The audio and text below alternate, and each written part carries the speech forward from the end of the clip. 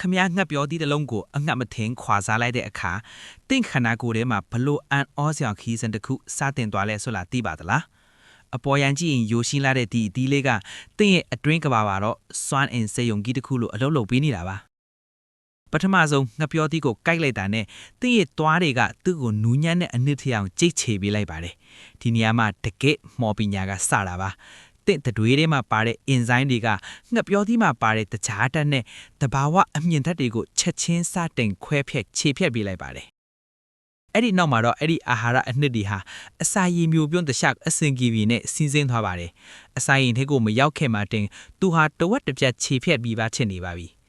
အစာရင်ထဲကိုရောက်ကန်နဲ့အစွမ်းထက်တဲ့အစာကြေး acid တွေကငှက်ပြောသီးကိုထပ်မံပောက်ကွဲစေပြီးခန္ဓာကိုယ်အတွက်အဖိုးတန်လာတဲ့ potassium magnesium နဲ့ vitamin B6 တွေကိုစတင်ထုတ်လွှတ်ပေးလိုက်ပါတယ်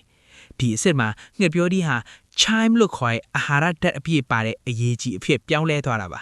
ဒါဟာသင်္ခန္ဓာကိုယ်ကအမြန်ဆုံးစုပ်ယူနိုင်တဲ့ပုံစံပဲဖြစ်ပါတယ်ဒီ chime အရေးတွေဟာ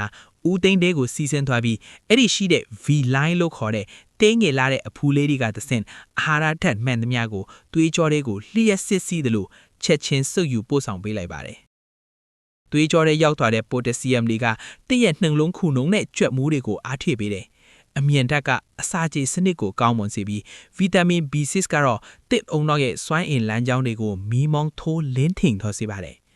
မိနစ်ပိုင်းနဲ့အတွင်းမှာလဲတင့်တကိုယ်လုံးဟာတည်ငြိမ်တဲ့စွမ်းအင်တွေဖြည့်ဝလာမယ်စိတ်ခံစားမှုကောင်းမွန်လာမယ်ပြီးတော့အာယုံစူးစိုက်မှုကလည်းထိတ်တန်းကိုရောက်သွားပါလိမ့်မယ်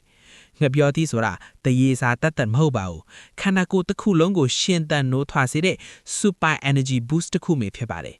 နောက်တစ်ချိန်ငှက်ပြောသီးစားတိုင်းဒီ amfoil ခရီးစဉ်ကိုတတိယလိုက်ပါဦး